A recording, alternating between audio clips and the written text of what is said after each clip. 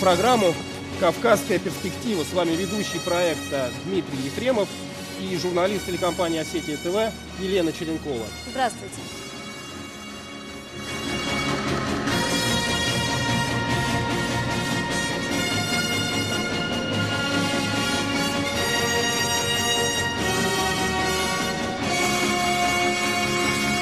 Россия долгие годы двигалась в культурном и экономическом фарватере Запада.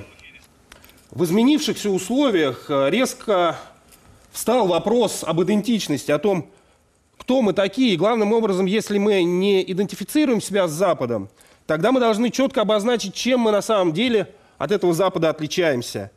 И главным образом, то, что нас отличает, это разнообразие и гармоничное существование разного.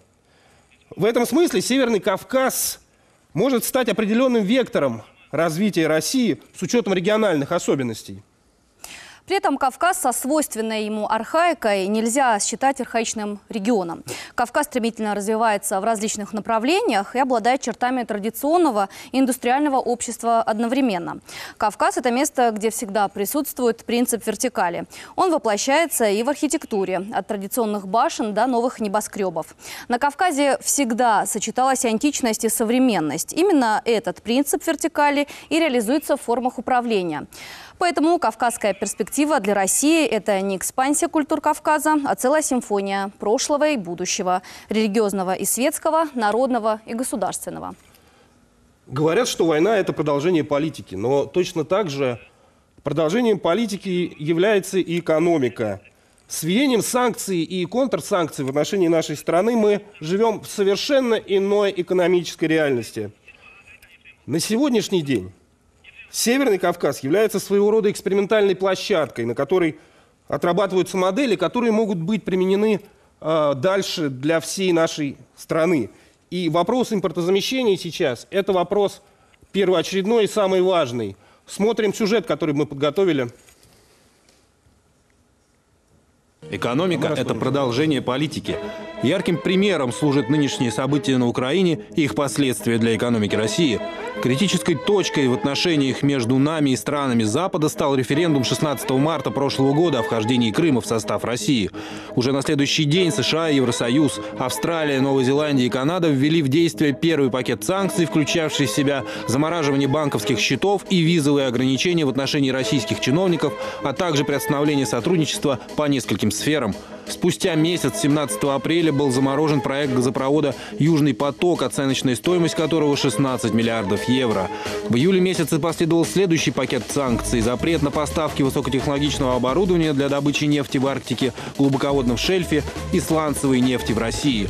В течение всего прошлого года список санкций пополнялся новыми российскими и украинскими политиками, чиновниками, общественными деятелями. Всего в списке на конец 2014 года находится более 150 человек и 41 организация.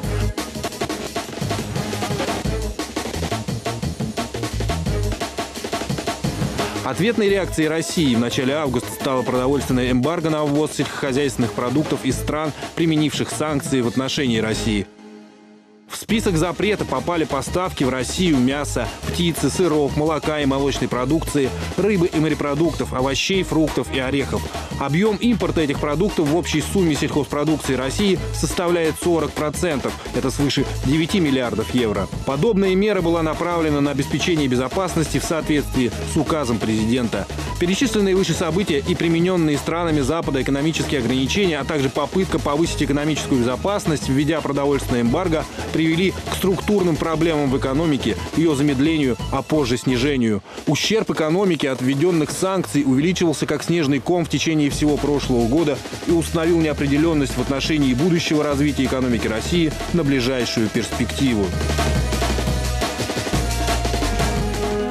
Кавказская перспектива. 5 февраля в Ессентуках под руководством министра Российской Федерации по делам Северного Кавказа Льва Кузнецова и полномочного представителя президента России в СКФО Сергея Меликова прошло совещание с участием представителей Минфина России, Минэкономразвития и глав региональных органов исполнительной власти. Республики Северного Кавказа активно подключились к принятию мер по обеспечению устойчивого развития экономики и социальной стабильности субъектов. В каждом регионе уже созданы антикризисные штабы, ведется разработка региональных планов планов обеспечения устойчивого развития экономики и социальной стабильности. К 15 февраля эти планы должны были быть утверждены. В субъектах Северного Кавказа работает свыше 250 тысяч предприятий малых и средних форм, общий оборот которых превышает 1,5 триллиона рублей. Чтобы динамика развития, которая наблюдалась в регионе последние 3 года, не снизилась, нужно четко определить наиболее востребованные меры поддержки.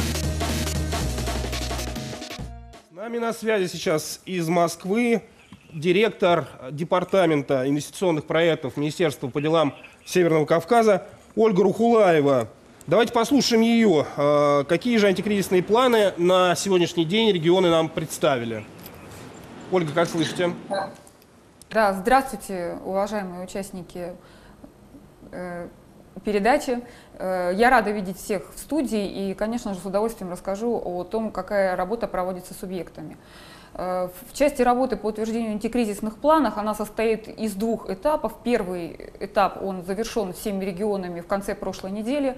Это предложение по включению предприятий Северо-Кавказского федерального округа в перечень предприятий, на базе которых может быть произведены отдельные виды продукции в целях импортозамещения. Могу сказать, что все регионы и все предприятия, которые подключились к этой работе, были достаточно оперативными, объективными. Представлена подробная, качественная информация, она уже находится в Министерстве промышленности и торговли. И теперь уже наша задача Министерства по делам Северного Кавказа провести работу с Минпромторгом о том, чтобы эти предприятия в обязательном порядке попали в федеральный перечень предприятий, готовых импортозамещать продукцию. Это очень важный этап во всей этой работе, потому что предприятия, которые у нас туда попадут, они уже будут контролироваться, рассматриваться, отслеживаться в особом порядке. Для их развития будут приниматься системные меры, и можно сказать, что каждое такое предприятие будет находиться на карандаше и Минпромторга, и нашего министерства. И по этим предприятиям будем периодически докладывать заместителю председателя правительства Александру Геннадьевичу Хлопонину. Второй блок работы, который должен был завершиться 15 февраля, сегодня у нас 16, и мы как раз находимся в стадии приема информации от субъектов, это утверждение планов мер конкретных по стабилизации ситуации в регионах. Часть регионов нам уже представили эту информацию, в частности, Кабардино-Балкарская республика, мы уже успели даже рассмотреть этот план. Это уже более подробные мероприятия, что конкретно республика будет делать, чтобы оказывать содействие тем самым предприятиям, которые были представлены в перечне, для того, чтобы они как можно быстрее вышли в режим импортозамещения. Для кого-то нужны меры по помощи в том, чтобы выстраивать взаимоотношения с крупными потребителями типа Роснефти, типа Газпрома и так далее. Для кого-то нужна помощь в государственных закупках, кто-то нуждается в мерах господдержки как регионального и федерального уровня. И, соответственно, вот уже с этими планами, по этим направлениям, как регион, так и Минкавказ, и такие министерства отраслевые, как Минпромторг, Минсельхоз, будет адресно отрабатывать. Хорошо, ну хоть какая-то конкретика в этих антикризисных планах уже присутствует. Вот из того, что мы сейчас слышали, это все, в общем-то, достаточно общее. Может быть, там, конкретизируете по конкретным предприятиям? Конкретная информация – это перечень предприятий, которые мы ориентируем на то, чтобы развивать у них производство конкретных видов импортозамещающей продукции. И я уже отметила, что эта информация и перечень предприятий, в том числе от Республики Дагестан, у нас своевременно поступил в пятницу. И вот это самая важная часть этой работы, потому что мы четко понимаем перечень тех, на кого мы будем опираться. В силу определенной, такой закрытости этой информации не для тех, кто находится сегодня в студии, а для, в первую очередь, тех поставщиков, которые сейчас поставляют эту импортную продукцию из других регионов, информация о предприятиях и видах продукции, она пока носит несколько такой ограниченный для служебного пользования характер, поэтому вы меня уже сразу, пожалуйста, учтите, что где-то я не смогу идти в подробности по объективным причинам, именно в целях безопасности страны. Вас не смущает скорость составления этих проектов антикризисных мер? 5 числа проводится совещание по принятию таких программ. 10 числа все субъекты федерации вам дают уже проекты. Скорость. У нас-то проблемы, связанные с импортозамещением, уже больше года стоят, а программы принимаются в течение 10 дней. Вас не смущает скорость принятия программ?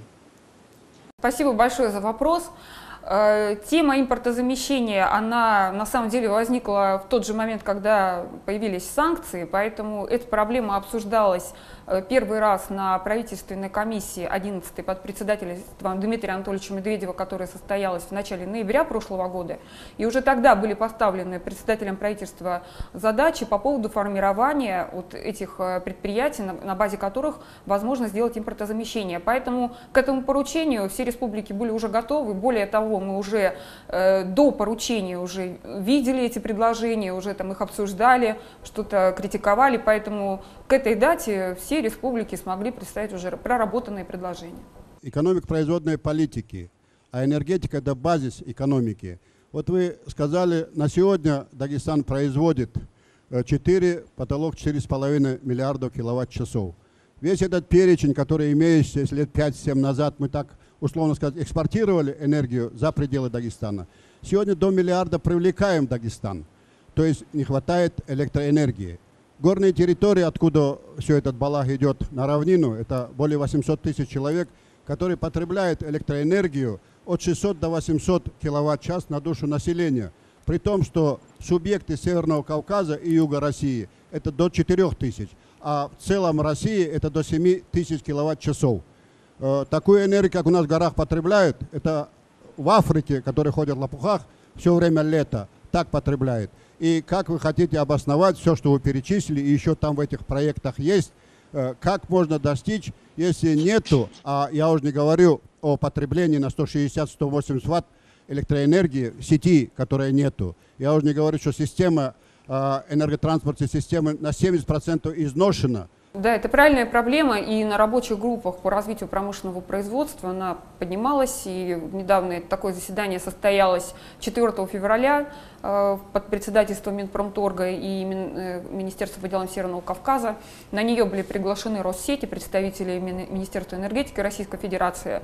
По итогам этого обсуждения было, решено разработать план, о котором вы говорите, включить его в качестве отдельных мероприятий, при необходимости, конечно, в нашу программу развития Северо-Кавказского федерального округа. Могу вам сказать, что на сегодня предложения по такой программе к нам уже в министерство поступили, и мы сейчас будем это дело все прорабатывать с профильными министерствами, с привлечением республик. Вице-премьер Дмитрий Рогозин приезжал в Дагестан, осматривал Дагдизель. То есть опять на оборонку будет делаться основной упор в развитии Дагестана? Или, может быть, на ваш взгляд, еще на какие-то отрасли следовало обратить внимание?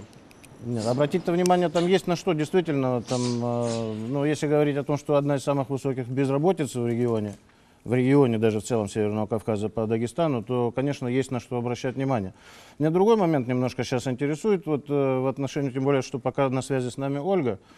Если до этого мы, считалось, в нормальном обычном режиме работали и получали с трудом где-то процент прироста по промышленности 1,5-2, иногда там до 3-4% роста, в текущем, так скажем, моменте, в позавчерашнем и прошлом. Сегодня, когда вот так ажиотаж нагоняется насчет того, что необходимо импортозамещение, надо ускорить, надо развить, надо то все, как Центр считает, что это все возможно при тех же экономических условиях, в которых мы находились всегда, или надо сделать какие-то послабления для бизнеса в области налогообложения и льготного кредитования? Сказали, что в Дагестане включили порядка 25 предприятий, которые, я так понимаю, будут развиваться. Когда этот список составляли, прежде всего у нас пострадал бизнес. И опять на бизнес не обращают внимания, делают какие-то государственные прогнозы, выбирают предприятия, непонятно на какой абсолютно. По-видимому, близость к власти дает возможность, чтобы те выбрали в ту программу, которая будет поддерживаться, я так понимаю, с точки зрения бизнеса. Поэтому меня интересует прежде всего, какие еще антикризисные программы будут для всех, не для избранных, тех, которые вы перечислите, а для всех бизнеса, потому что пострадали все от тех санкций, которые были введены, от того доллара, который оказался привязан к нашей продукции, к его цене.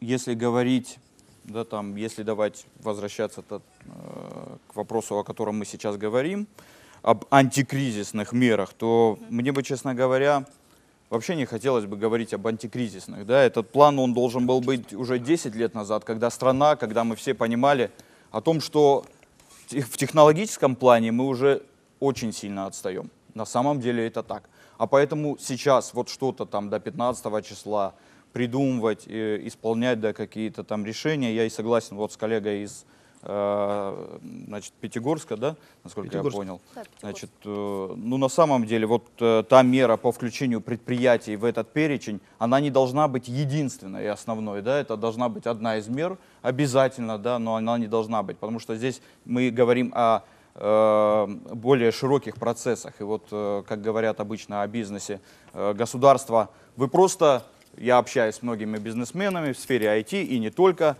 они обычно говорят, я обращаюсь к ним с вопросом, чем вам может помочь государство, и они отвечают, не мешайте. Вот это вот, наверное, самый эффективный, да, и бизнес всегда так должен был и развивается, и будет развиваться.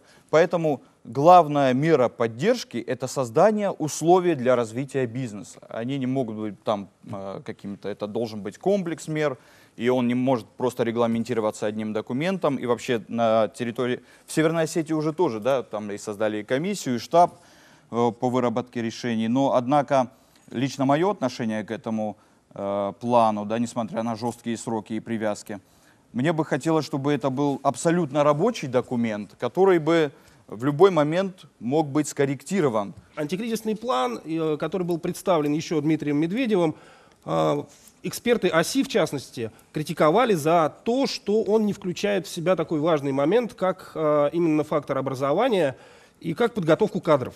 Вот ты, как человек, занимающийся сферой высоких технологий, как вы у себя эту проблему решаете? Мы решаем проблему достаточно эффективно в этом отношении. Я получаю на сегодняшний день в Северной Осетии там, около 300 человек в области информационно-коммуникационных технологий ежегодно выпускается. При этом специалистами из этих людей я считаю единицы.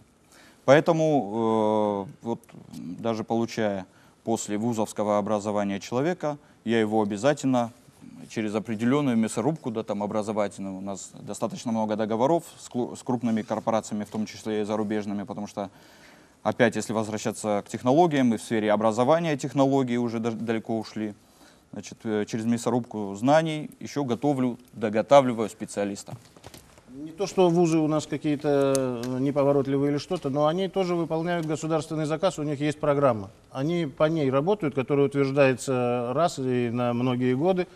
Потом какая-то корректировка, если действительно открытия там какие-то существуют, произошли в этой области, что-то поменялось. Или строй поменялся, и теперь все по-новому, как с историей у нас часто бывает. Вот. В этой связи, да, преподаватели нормальные, и программа нормальная, они преподают, но она отстает от жизни, она не успевает просто за теми новшествами, которые в жизни происходят. Еще будучи председателем правительства, Владимир Владимирович Путин в Питере говорил, приравнивал кадровую голодовку в России, даже поставил на первое место, чем борьба с коррупцией. Вот настолько отставание России, значит, не только наши регионы, это всероссийская проблема. Но строительный комплекс пошла по системе саморегулирования.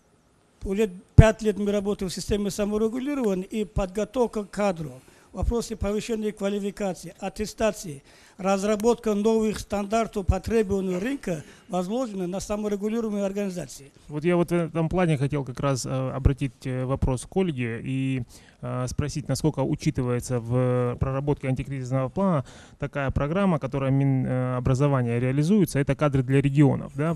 Очень важно, чтобы в плане антикризисных мер, которые регионы предоставляют, в том числе учитывались поддержка региональных вузов с учетом специфики и ответов вот на сложившуюся ситуацию, в том числе для подготовки и, самое главное, переподготовки тех кадров, которые сейчас так или иначе в силу изменения структуры экономики региональной будут востребованы и необходимо будет дополнительную квалификацию им возможно получать. Если эти меры учтены ли они при вот разработке антикризисного плана? Это первый вопрос. Ну и второй вопрос, безусловно, очень важно участие самого бизнеса. Вот сейчас наш коллега из IT-компании говорил о том, что ощущает определенный дефицит квалифицированных кадров. Надо отметить, что на сегодняшний день корпоративное образование, в том числе таких гигантов, как в IT-сфере, да, и 1С, и Mail Group, и Яндекс и так далее, они очень серьезные инвестиции вкладывают в подготовку специалистов под себя конкретно, для всей отрасли.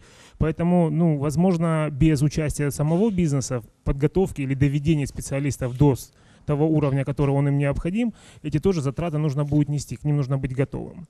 Да, конечно, сказать, насколько они учтены, я смогу, когда мы изучим эти планы регионов. И, безусловно, очень это правильный вопрос, и мы будем обращать на это внимание. И наша задача готовить предложения по их доработке, может быть, где-то там по актуализации каких-то мер, поэтому обязательно вот этот аспект будем рассматривать при рассмотрении планов. Но я могу сказать, что все регионы Северокавказского федерального округа в течение прошедшего 2014 года внедряли так называемый стандарт повышения инвестиционной привлекательности регионов. И одним из требований этого стандарта, и я думаю, что здесь вот представители общественных объединений, торгово-промышленной палаты регионов, я думаю, что все вы участвовали в этой работе, то вы знаете, что там как раз есть требования о формировании программ подготовки кадров, системы образования, там, контрактной подготовки и так далее. Поскольку стандарты приняты, то мы полагаем, что во всех регионах эти программы приняты, и к ним были определенные требования, широкий круг экспертов их рассматривал. Теперь очень важно эти планы, программы, схемы взаимодействия предприятий, у которых есть и субъектов малого и среднего предпринимательства, безусловно, тоже, у которых есть потребность в этих специалистов, и вузов, и среднеспециальных заведений на территории субъектов, их выстроить и наладить работу, потому что пока только планы, конкретной работы, конечно, мы не понимаем ее эффективность. Сегодня, если мы пойдем по пути поднятия экономики Российской Федерации через систему образования, мы долго-долго его будем поднимать. Проблема связана с решением кардинальных мер, которые должно принимать правительство, и прежде всего Российской Федерации, потому что основные рычаги воздействия на экономику сосредоточены в их руках. И сегодня, на мой взгляд, может, я ошибаюсь, но я не согласен с Дмитрием и с Ларисой, связано не с созданием условий, не инертное наблюдение со стороны. Я, как заведующий кафедрой менеджмента маркетинга, убежден, сегодня необходимо воздействие государства на экономические процессы, которые происходят, к сожалению, чего я не вижу. И проблема как раз-то не стоит в административных методах.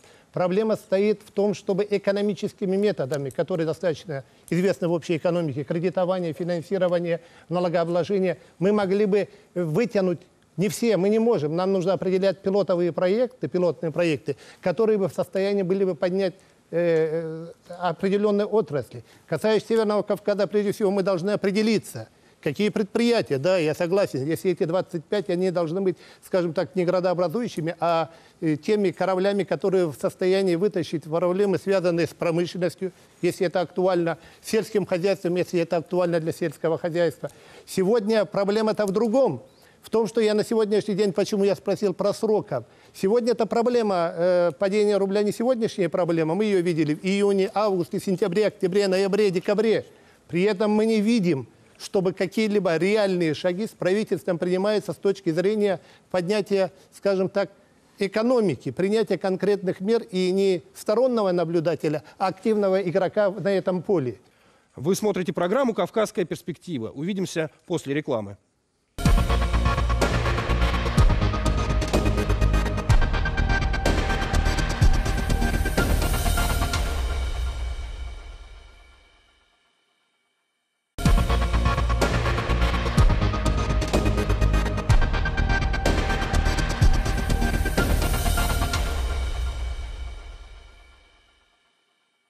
Итак, мы снова вместе. Это программа «Кавказская перспектива». Существует еще такая проблема и такое решение, как в существующий во всем мире институт исламского банкинга, на самом деле, и исламская экономика или моральная экономика.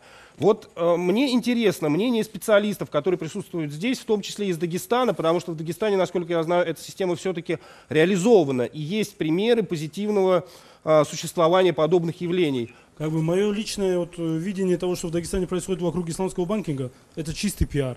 Потому что процентные ставки там нету, но есть определенная маржа, которая иногда бывает намного больше, чем у Сбербанка.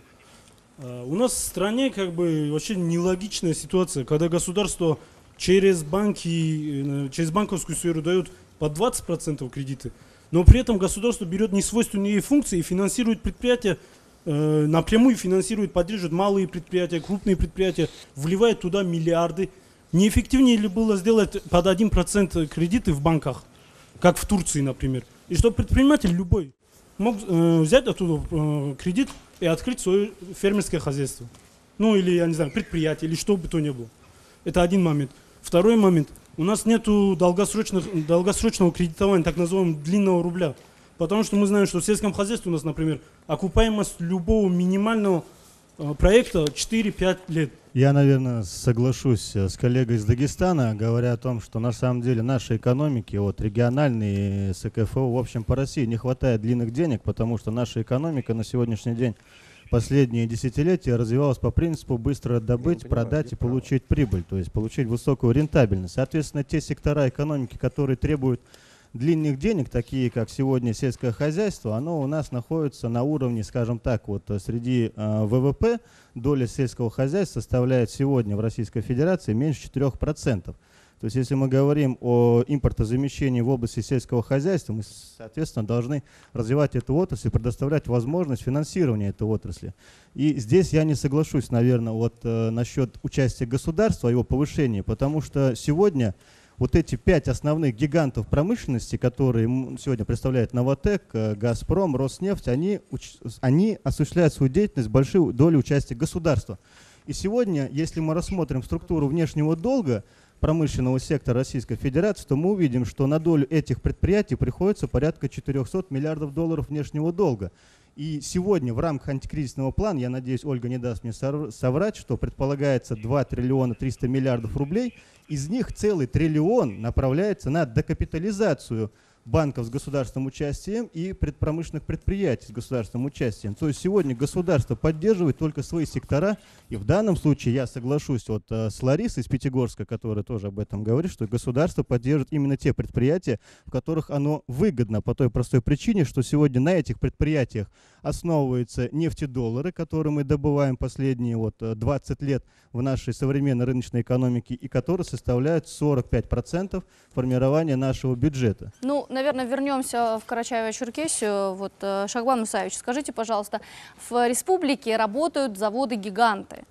Завод цементный, но говорят, что ставку нужно делать на средний и малый бизнес. Вот у вас в регионе как развиваются эти предприятия и что они предлагают в условиях санкций? Вообще, как работать, развиваться и входят ли они в антикризисный план? Я ознакомился с материалами, которые готовятся по Карачаево-Черкесии в антикризисных программах. И должен сказать, что вот те мероприятия, которые определены руководством Карачаево-Черкесии, они, безусловно, скажут и будут иметь, скажем так, результаты. Это связано, прежде всего, с вопросами финансирования не крупных корпораций, это не крупных предприятий. Это не только цементный завод, но автомобильное строение у нас завод есть. У нас есть крупнейший в Европе этот комбинат Южный, раннее овощеводство. У нас ряд предприятий, которые сегодня инвестиционно являются очень, скажем так, злободневными, в том числе и шерстомойная фабрика.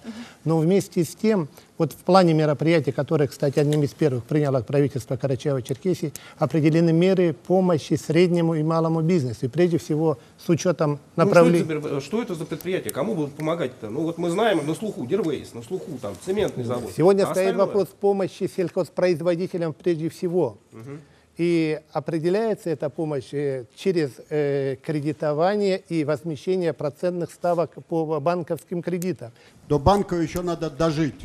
Вот тут два представителя северо-кавказских регионов, Чеченской республики, Дагестана, саморегулирование.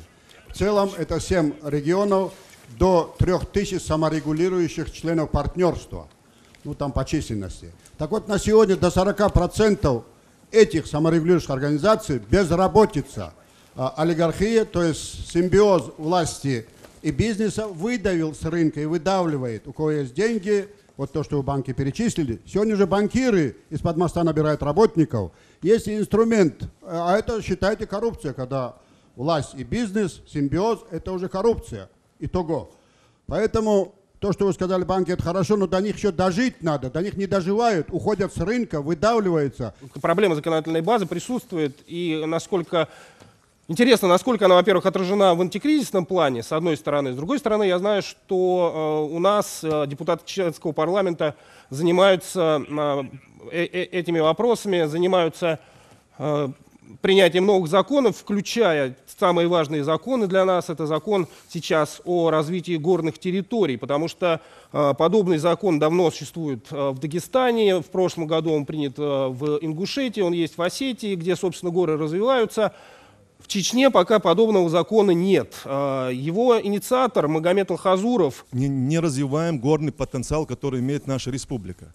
Вот мы знаем, что Республика Дагестан, Северная Осетия, Республика Ингушетия, они давно приняли эти законы и худо-бедно развивают свои горные территории.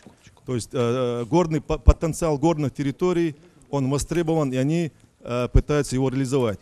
Мы сегодня пришли к тому, что хотя мы шли к принятию этого закона уже 4-5 лет, сегодня, слава богу, в парламенте Чеченской Республики по инициативе председателя парламента начали слушания. Я думаю, через 2 месяца мы примем этот закон. Самое важное, закон устанавливает правовые основы. И второе, закон дает основу, базу для реализации мер социально-экономического развития, устойчивого развития горных территорий Чеченской Республики. И последнее. Вы знаете, в советские времена горные территории давали до 50% сельхозпродукции, мясомолочной продукции, значит, зерновые, виноградарство, животноводство.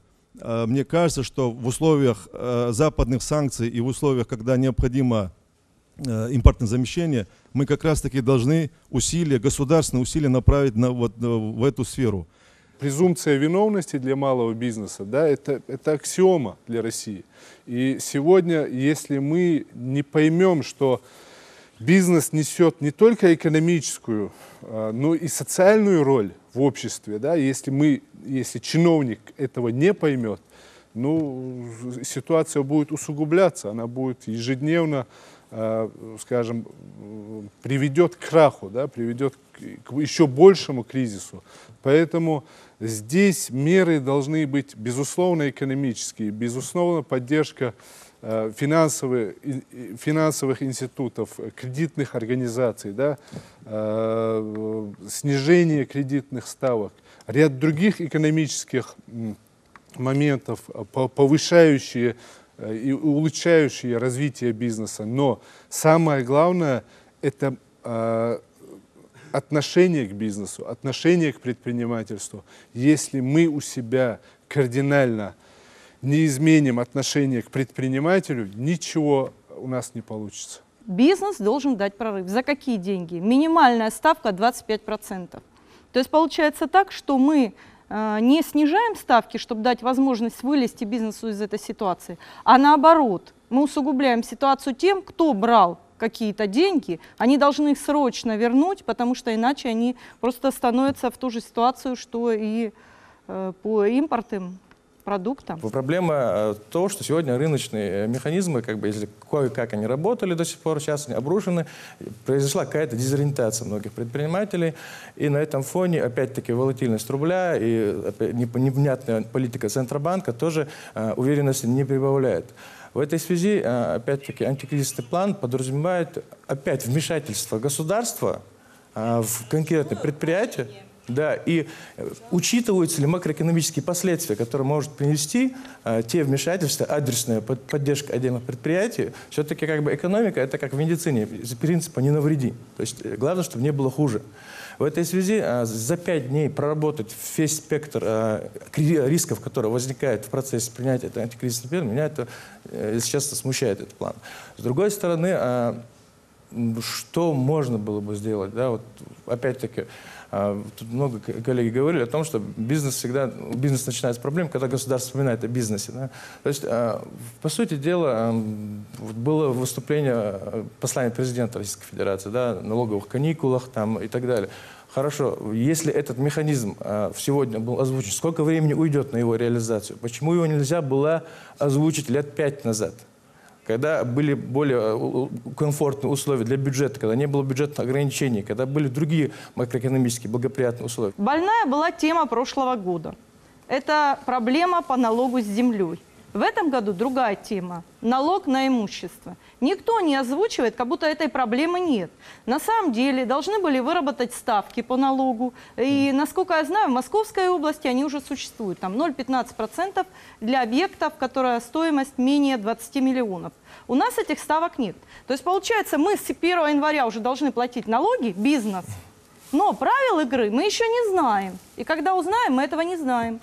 Проблема в том, что влияние вот этой объемов налогов на общую экономическую ситуацию, на мой взгляд, достаточно низкое. Во-первых, и оно не принесет желаемые результаты. С одной стороны. С второй стороны, это приведет к изменению основных параметров уже утвержденного в прошлом году бюджета. Мне кажется, основной перспективы не здесь. Сегодня вот я согласен с коллегой, которая говорила про высокие процентные ставки. Сегодня это по коммерческим банкам. То, что предлагает на сегодняшний день правительство, это процентная ставка Центробанка порядка 15%, плюс 3-5%, которые сегодня идет маржа по банкам. Это реальные 20%, которые сегодня будет для бизнеса. На сегодняшний день, на сегодняшних условиях, несмотря даже на инфляционные процессы, для бизнеса это неосиливаемые процентные ставки. Поэтому по целевым, я не согласен со многими, я утверждаю, что государство должно быть игроком в этом поле. Должны быть процентные ставки минимальные. Кто-то говорил про 1, по 2%. Почему бы нет, если это будет иметь значение для подъема экономики в целом? Все великие прорывы, все достижения были связаны именно с внедрением определенных механизмов вот такой мобилизационной экономики, мобилизационной политики. Я не буду говорить о петровских реформах, там Александр II и так далее. Советская модель мобилизационной экономики – это одна из моделей. Это одна из моделей. Благодаря именно мобилизационной вот такой экономической политике послевоенная Япония, Китай, Корея и так, Малайзия, Германия послевоенная. То есть есть много моделей. Много моделей мобилизационной экономики. Есть очень много элементов, которые гармонично могут ложиться также и на рыночную структуру, рыночную инфраструктуру. Да, говорится о том, что принимается антикризисный план, но опять-таки здесь даже люди, которые более-менее в теме этой должны быть, представители торгово-промышленной палаты, которые непосредственно должны координировать вопросы между правительствами и бизнесом, они даже говорят, что их голос якобы не услышан. Здесь нужно очень много внимания уделить именно обратной связи и с подключением молодежного потенциала и мобилизационного. Сейчас ключевой этап исторический, когда мы можем оживить всю экономику. Да, мы вот как если представлять человека, у нас все по нашим венам шла это сырьевая база, это нефть. Да. Вот сейчас самое время остановиться и, может быть, даже не принимать вот планы, да, и антикризисные. Вот мне, допустим, понравилось гораздо больше слова и определение мобилизационные. Это действительно наша страна всегда могла мобилизоваться в ключевые моменты. Вот сейчас как раз тот момент, когда мы должны внедрять и свои технологии, элементарно. А примеров вот действительно масса. План по стабилизации экономики российский, он утвержден постановлением распоряжения правительства 98-Р, и все могут с ним ознакомиться. И достаточно, ну, на мой взгляд, это меры адекватные текущей ситуации. И в целом, вот там, отвечая на реплику, что не привлекалась общественность, там, не обсуждались эти планы, я думаю, что если у участников сегодняшнего телешоу и вообще у представителей общественности Северокавказского федерального округа есть вопросы к каким-то конкретным пунктам этого плана, то давайте мы соберем эти предложения, со своей стороны их проанализируем, на какие-то вопросы, может быть, ответим, а какие-то доведем до нашего министра, он регулярно участвует в заседаниях правительства, и если они действительно сложные, проблемные, эти предложения актуальные, то их, я думаю, что он готов будет озвучить. Теперь по конкретным мероприятиям. Проблема высокой ставки действительно существует, и все ее очень четко понимают, но там в силу определенных финансово-экономических обстоятельств ее снизить быстро нельзя. Я не в Министерство финансов представляю, но мы знаем, что эта проблема, она быстро не решается. Поэтому со стороны правительства принятый ряд мер, и вот как раз о которых вы сказали, ну, например, издано в конце прошлого года постановление правительства 1044, где предусмотрено вот как раз тот механизм, про который вы говорите, финансирование, капитализация банков по ставке. Ключевая ставка минус 1% для того, чтобы они могли выдавать кредиты заемщикам по ключевой ставке плюс 1%. Сейчас готовится, насколько мне известно, изменения в это постановление для того, чтобы как-то немного отвязать эту процентную ставку именно от ключевой ставки и больше приблизить к ставке рефинансирования. Мы тоже с нетерпением ждем этих изменений для того, чтобы уже более четко понять, какие будут условия. Со своей стороны мы уже довели эту информацию и до региональных органов власти, которые работают с проектами, и также для всех предприятий, которые мы сопровождаем, за которыми следим, а это, я вам могу сказать, что это более 160 предприятий по всей территории Северного Кавказа, это и предприятия, и проекты. Всем, кому, может быть, эти меры подходят по видам деятельности, там, по объемам инвестиций, по другим факторам, возможность этой меры доведена, и люди готовят свои предложения. План антикризисных мер предусматривает актуализацию и улучшение, повышение эффективности мер поддержки субъектов малого и среднего предпринимательства. Ну, первое, что вы можете увидеть в этом плане, это повышен порог вступления в субъекты малого и среднего предпринимательства. В 2 раза повышены пороговые значения по численности занятых, по оборотам предприятий, значит, ну и там по другим направлениям, что расширяет круг участников среди субъектов предпринимательской деятельности, а это значит, что большее число предприятий могут обратиться за мерами господдержки, которые у нас предусмотрены для субъектов МСП. Фактически вот мы анализировали, для Северного Кавказа это прям во многих случаях решающую роль будет играть, потому что там небольшой перевес по показателям, по численности, например, занятых, не позволяет воспользоваться мерами поддержки, а теперь это можно будет сделать. Меры поддержки по субъектам МСП, они в принципе сохраняются практически тот же перечень, который есть, он будет и в этом году. Ну и как по многим направлениям сокращается объем финансирования предприятий малого и среднего бизнеса, а значит повышается требование к эффективности поддержки.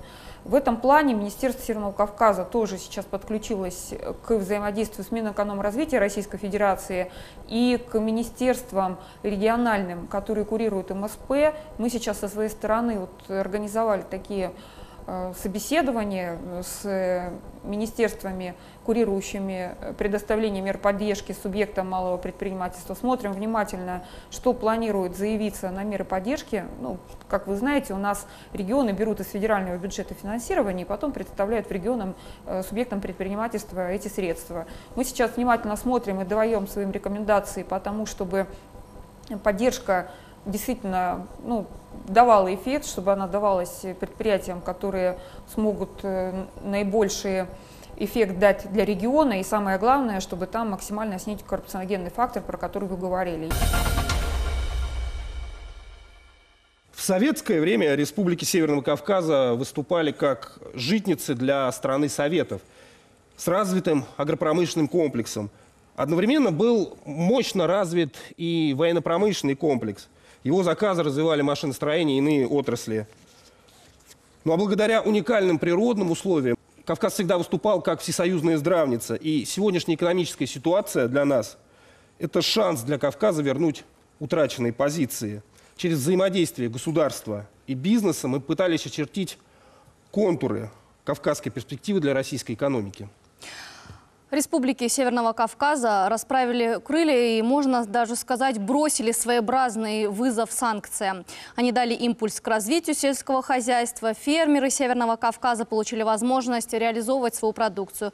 Это один из множества шагов для республик Северокавказского федерального округа в преодолении застоя. На Кавказ пора взглянуть новыми глазами и из новых позиций.